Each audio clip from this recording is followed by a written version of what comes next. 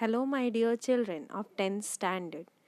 Now in this video we are going to start a chapter from your supplementary. The name of the chapter is chapter number 10, Bholi, written by K.A. Abbas. K.A. Abbas, Khwaja Ahmad Abbas, was a famous Indian film director, novelist, screenwriter and a journalist in Urdu, Hindi and English languages. He was the maker of films like Saath Hindustani and Do Bund Pani, which won the National Film Award for Best Feature Film on National Integration. He wrote screen scripts for the best of Raj Kapoor's film like Avara, Shri 420, Mera Naam Joker and Bobby. He was born in Panipat, Haryana on 7th June 1914 and died on 1st June 1987 at the age of 72 in Mumbai. Now, this chapter, Bholi. Bholi is the story of Sulekha. She was a young girl neglected by all. Education transforms her. It inspires courage and confidence in her.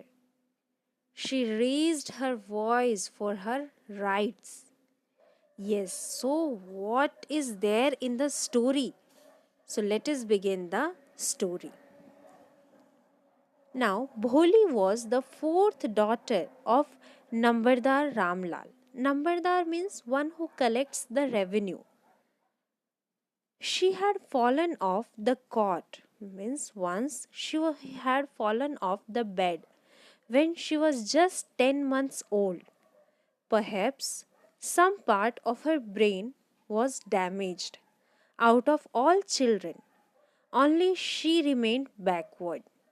Therefore, she was called Bholi, the simpleton. At birth, Bholi was very fair and pretty. When she was 2 years old, she had an attack of smallpox. Her eyes were saved, but her entire body was disfigured. She had deep black pockmark all over the body. Little Sulekha learned how to speak at 5. She stammered, means she fumbled. Children often made fun of her. So Bholi talked very little. Ramlal had 7 children, 3 sons and 4 daughters. Bholi was the youngest. It was a prosperous family. There was plenty to eat and drink. Every child was healthy except Bholi. The sons were sent to study in the city. Now about daughters, so Radha was already married. Mangla's marriage had been fixed. The third one was Champa. All the girls except Bholi were good looking and healthy. There was no difficulty in marrying them. Ramlal was worried about Bholi. She had neither good looks nor intelligence. Now a primary school was opened in the village. The Tehsildar, means the district collector, came to perform its opening ceremony. He asked Ramlal to set an example and send all his daughters to school. He had no courage to disobey the Tehsildar. The next day he caught Bholi by the hand and took her to school. She was frightened and shouted in terror. Bholi was lucky to receive a clean dress that no longer fitted Champa. She was bathed and oil was rubbed in her matty hair. Now Bholi began to think that school was a better place than home. When they reached school, the children were already in their classrooms. Ramlal handed over his daughter to the headmistress, means to the principal of the school. Now, the poor girl left alone. The poor girl looked about her with fear laden eyes. There were several rooms, and in each room, girls like her squatted on mats. Means girls like her seated on mats, reading from books or writing on slates. The headmistress asked Bholi to sit down in a corner in one of the classrooms.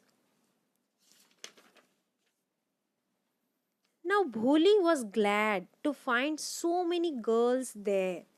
There were almost all the girls of her age. So she hoped that one of these girls might become her friend. Bholi was impressed by the pictures of birds and animals on the wall. The teacher came to her and asked her name. She stammered, she fumbled again and again, but could not pronounce her full name. The teacher encouraged her. She decided to make another effort, and this time she succeeded in pronouncing her full name. Bholi. The teacher petted her affectionately. She assured her that she would be able to speak like everyone else soon. She asked her to come to school every day. She said yes. Bholi was herself surprised that she had been able to see this. The teacher assured her that within a month she would be able to read the picture book. In time, she would be more learned than anyone else in the village. Then no one would be able to laugh at her.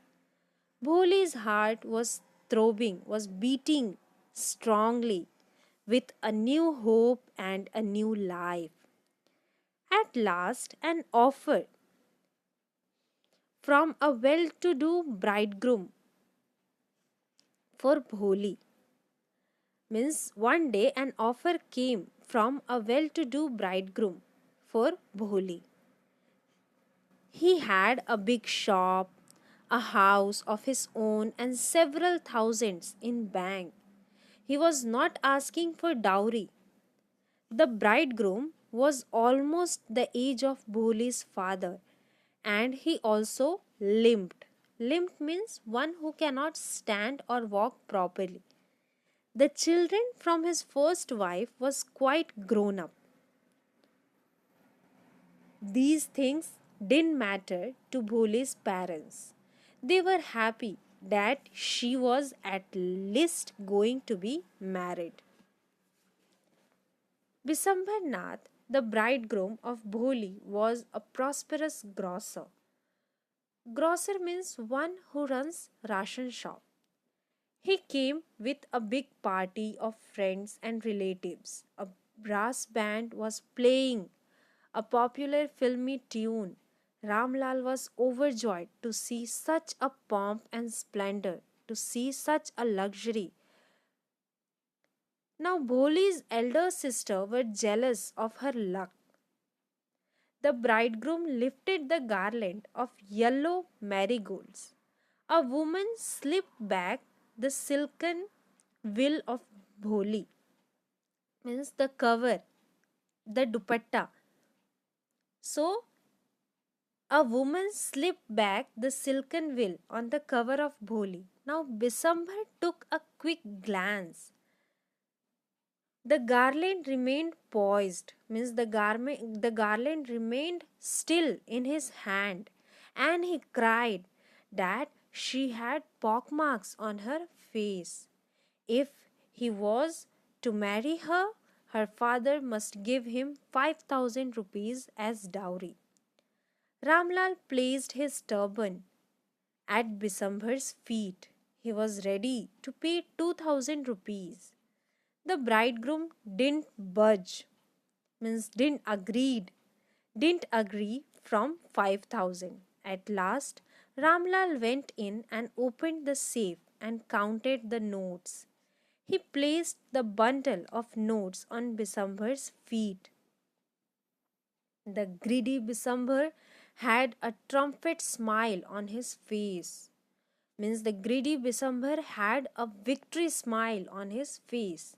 He was ready to garland the bride.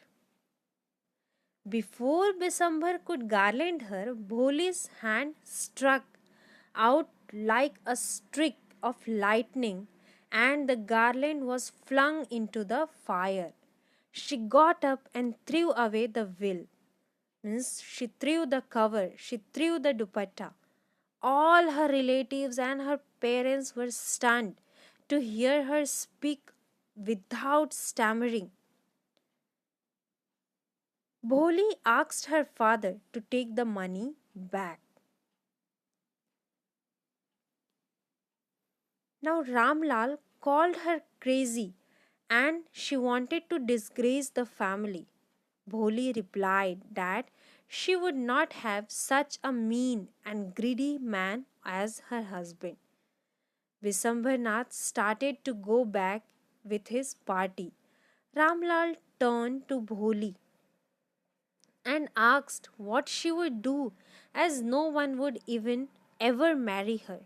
Sulekha, means Bholi, said in a firm voice that they didn't need to worry about her. She would serve her father and mother in their old age.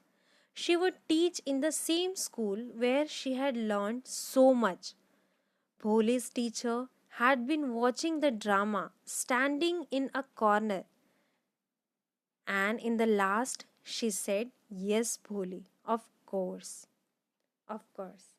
So, my dear students, this was the summary of the chapter Bholi, written by K.A. Abbas.